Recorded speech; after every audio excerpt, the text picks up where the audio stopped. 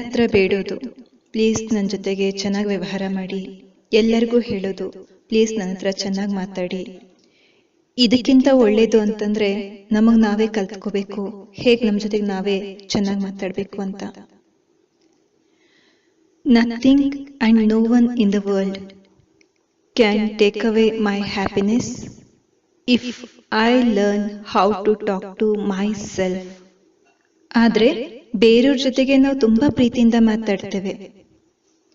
ನಿಮ್ ಮಗುನೇ ಮನೆಗೆ ಬಂದ್ಬಿಟ್ಟು ನನ್ನ ಕಾಲೇಜಲ್ಲಿ ಹಾಗಾಯ್ತು, ನಮ್ಮ ಸ್ಕೂಲಲ್ಲಿ ಈ ರೀತಿ ಆಯ್ತು, ನನ್ನ ಫ್ರೆಂಡು ಈ ರೀತಿ ಹೇಳಿದ್ರು, ಅವ್ರ ಮುಖ ಇಷ್ಟು ಸಣ್ಣದಾಗ್ಬಿಟ್ಟು ಉದಾಸೀನ ಆಗಿ ಅಳ್ಲಿಕ್ ಶುರು ಮಾಡ್ತಾರೆ.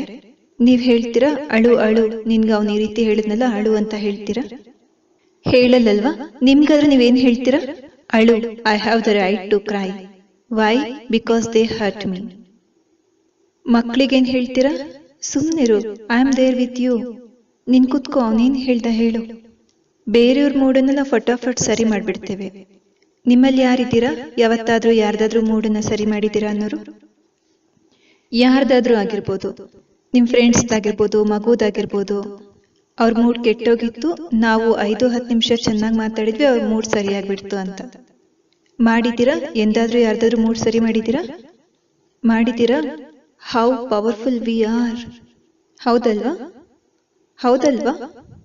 ನಮ್ಮ ಹತ್ರ ಎಷ್ಟು ಪವರ್ ಇದೆ ಅಂದ್ರೆ ನಾವು ಬೇರೆಯವರ ಮೂಡನ್ನ ಸರಿ ಮಾಡ್ಬಿಡ್ತೇವೆ. ಈಗ ಯಾರು ಬೇರೆಯವ್ರ ಮೂಡನ್ನ ಸರಿ ಮಾಡ್ತಾರೆ, ಅವ್ರು ತಮ್ಮ ಮೂಡನ್ನು ಸರಿ ಮಾಡ್ಕೊಳಕ್ಕಾಗತ್ತಲ್ವಾ?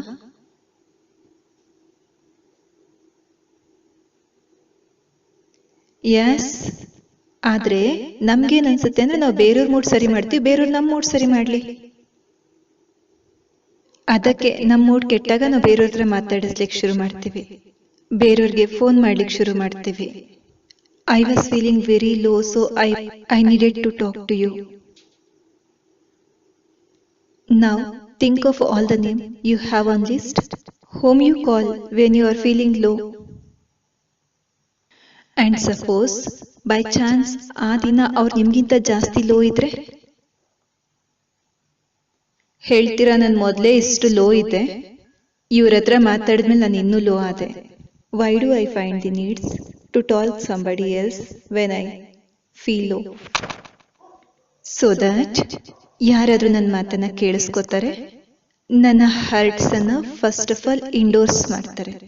ಅವ್ರು ನಿನ್ ಜೊತೆಗೆ ತಪ್ಪು ಮಾಡಿದ್ದಾರೆ, ಬಹಳ ದೊಡ್ಡ ತಪ್ಪು ಮಾಡ್ಬಿಟ್ಟಿದ್ದಾರೆ. ಆಗ ನನ್ಗೆ ಇಷ್ಟ ಆಗತ್ತೆ. ಅವ್ರ ತಪ್ಪಲ್ವಾ, ನಾನ್ ಸರಿ ಇದೆ ತಾನೆ, ಅವ್ರು ತಪ್ಪು ಮಾಡಿದಾರೆ ತಾನೆ, ಇಂಥವ್ರನ್ನ ಹುಡುಕ್ತಿವಿ ಫಸ್ಟ್. ಅಪ್ಪಿತಪ್ಪಿ ಯಾರಾದ್ರೂ ಅವರೆಲ್ಲ ನೀವ್ ಸರಿಯಾಗಿರ್ಬೇಕಿತ್ತು ಅಂತ ಹೇಳಿದ್ರೆ ಸಾಕು, ರಾಂಗ್ ನಂಬರ್ಗೆ ಡಯಲ್ ಆಗ್ಬಿಟ್ಟಿದೆ ಅನ್ಕೊಳ್ತೀರಾ.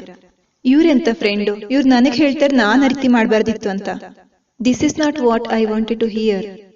What do I want to hear? I want to hear they were wrong, I am right. This is what I want to hear.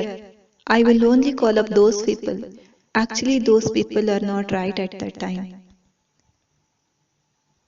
ಆ ಟೈಮ್ಗೆ ಅವ್ರು ರೈಟ್ ಇರೋದಿಲ್ಲ. ಒಂದ್ ಮಗಳು ತನ್ನ ತಾಯಿಗೆ ಫೋನ್ ಮಾಡ್ತಾಳೆ, ಇವತ್ ನಮ್ಮತ್ತೆ ನನ್ಗೆ ಈ ರೀತಿ ಅಂದ್ರು, ನನ್ ಜೊತೆಗೆ ಈ ರೀತಿ ನಡ್ಕೊಂಡ್ರು, ನನ್ ಹಸ್ಬೆಂಡ್ ಸಹ ಈ ರೀತಿ ಅಂದ್ರು. ಈಗ ಅಲ್ಲಿಂದ ತಾಯಿ ಹೇಳ್ತಾಳೆ, ಈ ರೀತಿ ನಡ್ಕೊಂಡ್ರ ನಿನ್ ಜೊತೆಗೆ? ಪಾಪ ನನ್ ಮಗಳು ಒಬ್ಳೆ ಅಲ್ಲಿ ಬಹಳ ದುಃಖಿಯಾಗಿದ್ದಾಳೆ ಆ ಮನೆಯೊಳಗೆ. ಈಗೇನಾಗುತ್ತೆ ಹೇಳಿ? ಏನಾಗ್ಬಿಡುತ್ತೆ? ನೀವಿಷ್ಟು ಅಮಾಯಕ, ನಿಮ್ ಜೊತೆಗೆ ಎಷ್ಟು ಕೆಟ್ಟದೆಲ್ಲ ನಡೀತಾ ಇದೆ, ನೀವಿಷ್ಟು ದುಃಖಿಯಾಗಿದ್ದೀರಾ, ಇಷ್ಟೆಲ್ಲ ಡಿಸ್ಎಂಪವರ್ ಮಾಡಿದ ನಂತರ ಆಮೇಲೆ ಹೇಳೋದು, ಮತ್ತೆ ನೀನ್ ಅಲ್ಲೇ ಇರ್ಬೇಕಲ್ವಾ, ಆ ಮನೆಯಲ್ಲೇ ಅವ್ರ ಜೊತೆಗೇನೆ ಇರ್ಬೇಕಲ್ವಾ? See what we are doing? This is not called family and friends. Family and friends means what? ನಿಮ್ ಪರಿಸ್ಥಿತಿ ಬಲೆ ಎಷ್ಟೇ ಡಿಫಿಕಲ್ಟ್ ಆಗಿರ್ಬೋದು, ಎದುರುಗಡೆ ಇರುವಂತವ್ರು ನಿಮ್ ಜೊತೆಗೆ ಬಲೆ ಎಷ್ಟೇ ತಪ್ಪಾಗಿ ವ್ಯವಹರಿಸಬಹುದು. ಲೆಟ್ಸ್ ಟಾಕ್ ಅಬೌಟ್ ನೀವು ಆ ಟೈಮ್ನಲ್ಲಿ ಏನ್ ಮಾಡ್ಬೇಕು ಅಂತ, ಇನ್ಸ್ಟೆಡ್ ಆಫ್ ಟಾಕಿಂಗ್ ಅಬೌಟ್ ಅವ್ರೇನ್ ಮಾಡಿದ್ರು ಇವ್ರೇನ್ ಮಾಡಿದ್ರು ಅಂತ ಮಾತುಗಳು ಆಡೋದ್ರಿಂದ ಏನ್ ಸೊಲ್ಯೂಷನ್ ಸಿಗುತ್ತೆ? ಎಷ್ಟು ನಾವು ಪ್ರಾಬ್ಲಮ್ ಅನ್ನ ರಿಪೀಟ್ ಮಾಡ್ತಾ ಹೋಗ್ತೇವೆ, ಎಷ್ಟು ನಾವು ಅನ್ಯರ ಬಲಹೀನತೆಗಳ ಚಿಂತನೆಯನ್ನ ಮಾಡ್ತಾ ಹೋಗ್ತೇವೆ, ಅಷ್ಟೇ ಆ ವೈಬ್ರೇಷನ್ ಏನಾಗ್ತಾ ಹೋಗುತ್ತೆ? ಮಲ್ಟಿಪ್ಲೈ ಆಗ್ತಾ ಹೋಗುತ್ತೆ, ಮಲ್ಟಿಪ್ಲೈ ಆಗ್ತಾ ಹೋಗುತ್ತೆ. ಈಗ ಯಾರು ಆಲ್ರೆಡಿ ಪೈನ್ ಅಲ್ಲಿ ಇದ್ದಾರೆ, ಅವ್ರು ಬರೀ ನೆಗೆಟಿವ್ ಮಾತುಗಳನ್ನೇ ಆಡ್ಕೊಂಡು ಹೋಗಿದ್ದಾರೆ ಅಂತಂದ್ರೆ ಅವ್ರ ಪೈನ್ ಏನಾಗುತ್ತೆ? ಮತ್ತಷ್ಟು ಹೆಚ್ಚುತ್ತಾ ಹೋಗುತ್ತೆ. What good come out of this? ಆದ್ರೆ ನಮ್ಗನ್ಸುತ್ತೆ ನಮ್ಮ ಮನ್ಸಲ್ಲಿರುವಂತ ಮಾತುಗಳನ್ನೆಲ್ಲ ಬೇರೆಯವ್ರಿಗೆ ಹೇಳಿದ್ರೆ ಎಲ್ಲ ಸರಿಯಾಗ್ಬಿಡುತ್ತೆ ಅಂತ. ಏನ್ ಸಮಸ್ಯೆ ಇದೆ ಅದು ಆಸ್ ಇಟ್ ಈಸ್ ಬೇರೆಯವ್ರಿಗೆ ಹೇಳೋದ್ರಿಂದ ಸರಿ ಆಗೋದಿಲ್ಲ. ಸಪೋಸ್ ನಾನು ಇಲ್ಲಿಂದ ಹೋಗ್ತಾ ಇದ್ದೆ, ಇಲ್ಲಿಂದ ಇಳ್ಕೊಂಡೆ, ಇಳಿತಾ ಪೆಟ್ಟಾಯ್ತು. ಈಗ ನನ್ಗೆ ನೋವಾಗ್ತಾ ಇದೆ. ಈಗ ನಾನು ಹೇಳ್ತೀನಿ, ನಾನು ಯಾರಿಗಾದ್ರೂ ಹೇಳ್ಬೇಕು ನಂಗೆ ನೋವಾಗ್ತಿದೆ ಅಂತ. ನಾನೀಗ ನಿಮಗ್ ಫೋನ್ ಮಾಡಿದೆ, ನಾನು ಹೇಳ್ತೀನಿ, ಗೊತ್ತಾ ನಿಮ್ಗೆ ಸ್ಟೇಜ್ ಎಷ್ಟು ದೊಡ್ಡದಿತ್ತು ಗೊತ್ತಾ, ಅದಕ್ಕೊಂದು ಮೆಟ್ಲು ಇರ್ಲಿಲ್ಲ. ನೀವ್ ಹೇಳ್ತೀರ, ಹೌದಾ ಸ್ಟೇಜ್ ಅಷ್ಟು ದೊಡ್ಡದಿತ್ತಾ? ಅಯ್ಯೋ ಅದಕ್ಕೆ ಮೆಟ್ಲು ಸಹ ಮಾಡಿಲ್ವಾ ನೋಡಿ. ಹಾಗಿದ್ರೆ ನೀವು ಬೀಳೋದಂತೂ ನ್ಯಾಚುರಲ್ಲೇ ಬಿಡಿ. ಈಗ ನಾವ್ ಇದನ್ನೆಲ್ಲ ಮಾತಾಡ್ತಾ ಮಾತಾಡ್ತಾ ನಮ್ ನೋವು ಕಡಿಮೆ ಆಗ್ತಿದ್ಯಾ? ಅಷ್ಟೊತ್ತಲ್ಲಿ ಅಷ್ಟು ಸಮಯದಲ್ಲಿ ನನ್ನ ನೋವು ಕಡಿಮೆ ಆಗ್ತಿದ್ಯಾ? ಏನಾಗ್ತಿದೆ ಏನಾಗ್ತಿದೆ ಅಷ್ಟೊತ್ತು ಏನಾಗ್ತಿದೆ ಹೇಳಿ? ನಮ್ಗನ್ಸುತ್ತೆ ಪ್ರಾಬ್ಲಮ್ಸ್ ಬಗ್ಗೆ ಮಾತಾಡ್ತಾ ಇದ್ರೆ ಸರಿಯಾಗ್ಬಿಡುತ್ತೆ ಅಂತ. ಈಗ ಸರಿಯಾಗ್ತಿದ್ಯಾ? ಮಾತಾಡ್ತಾ ಇದೀವಲ್ವಾ, ಈಗ ಏನ್ ಮಾಡ್ಬೇಕು ಹೇಳಿ? ಪೆಟ್ಟು ಯಾರ್ದೇ ಕಾರಣ ಬಿದ್ದಿರಬಹುದು, ಎದುರುಗಡೆ ಇರುವಂತವ್ರು ಏನ್ ಬೇಕಾದ್ರೆ ಮಾಡಿರ್ಬೋದು, ಎಷ್ಟೇ ದೊಡ್ಡ ಸಮಸ್ಯೆ ಆಗಿರಬಹುದು. ಅವುಗಳ ಬಗ್ಗೆ ಡಿಸ್ಕಸ್ ಮಾಡೋದ್ರಿಂದ ನೋವು ಕಡಿಮೆ ಆಗ್ಲಿಕ್ಕೆ ಸಾಧ್ಯನೇ ಇಲ್ಲ. ಬದಲಿಗೆ ಅಷ್ಟು ಹೊತ್ತಲ್ಲಿ ಗಾಯ ಇನ್ನೂ ಏನಾಗ್ತಾ ಇದೆ, ನೋವಿನ್ನೂ ಜಾಸ್ತಿ ಆಗ್ತಿದೆ. ಟೈಮ್ ಮುಂದೆ ಹೋಗ್ತಾ ಇದೆ. ಈಗ ನಾನು ಬಿದ್ದಿದ್ದೀನಿ ಅಂದ್ರೆ ನನಗೆ ಮೆಡಿಸಿನ್ ಈಗಲೇ ಬೇಕು. 10 ನಿಮಿಷ ಬರೀ ಡಿಸ್ಕಷನ್ ಅಲ್ಲೇ ಕಳೆದ್ರೆ 10 ಮಿನಿಟ್ಸ್ ಅಲ್ಲಿ ಆ ಪೇನ್ ಇನ್ನು ಹೆಚ್ಚುತ್ತೆ. ಎಮೋಷನಲ್ ಲೆವೆಲ್ ಅಲ್ಲಿ ನೋಡಿದ್ರೆ ನಾವು ಪೇನ್ ಬಗ್ಗೆ ಡಿಸ್ಕಸ್ ಮಾಡ್ತಿದೀವಿ, ಆತ್ಮದ ಶಕ್ತಿ ಇನ್ನಷ್ಟು ಕುಂದಿ ಹೋಗುತ್ತೆ. ಇಮಿಡಿಯೇಟ್ಲಿ ಏನ್ ಡಿಸ್ಕಸ್ ಮಾಡ್ಬೇಕಾಗಿತ್ತು?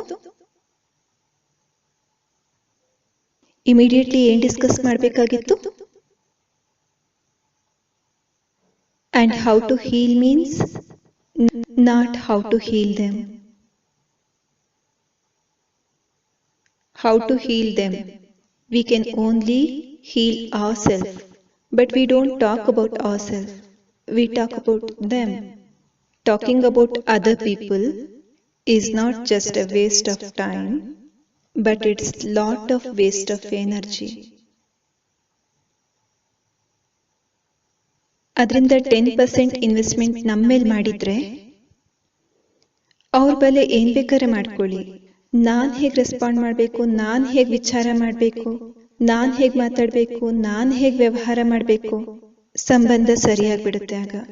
ಆದ್ರೆ ಅವ್ರೇನ್ ಮಾಡ್ತಿದ್ದಾರೆ, ಅವ್ರೇನ್ ಮಾಡ್ಬೇಕಾಗಿತ್ತು, ಹಿಂದಿನ ವರ್ಷನೂ ಹಾಗೆ ಮಾಡಿದ್ರು, ಬಾರಿ ಬಾರಿಗೂ ಹಾಗೆ ಮಾಡ್ತಾರೆ. ಅವರಂತೂ ಇರೋದೇ ಹಾಗೆ. ಹೊಸ ವರ್ಷಕ್ಕೆ ಹಳೆ ಮಾತನ್ನ ತಗೊಂಡು ಹೋಗಂಗಿಲ್ಲ. ಒಂದ್ ವೇಳೆ ಹೊಸ ವರ್ಷಕ್ಕೆ ಹಳೆ ಸಮಸ್ಯೆ ತಗೊಂಡು ಹೋದ್ರೆ ಅದ್ರಲ್ಲಿ ಹೊಸದೇನಿದೆ? ಅದಕ್ಕೆ ನಮ್ ಜೀವನ ಹೊಸದಾಗೋದೇ ಇಲ್ಲ. ಯಾಕೆಂದ್ರೆ ನಾವು ಹಳೆಯ ಸಮಸ್ಯೆಗಳ ಮಾತನ್ನ ಹೊಸ ದಿನದಲ್ಲಿ ತಗೊಂಡು ಹೋಗ್ತೇವೆ.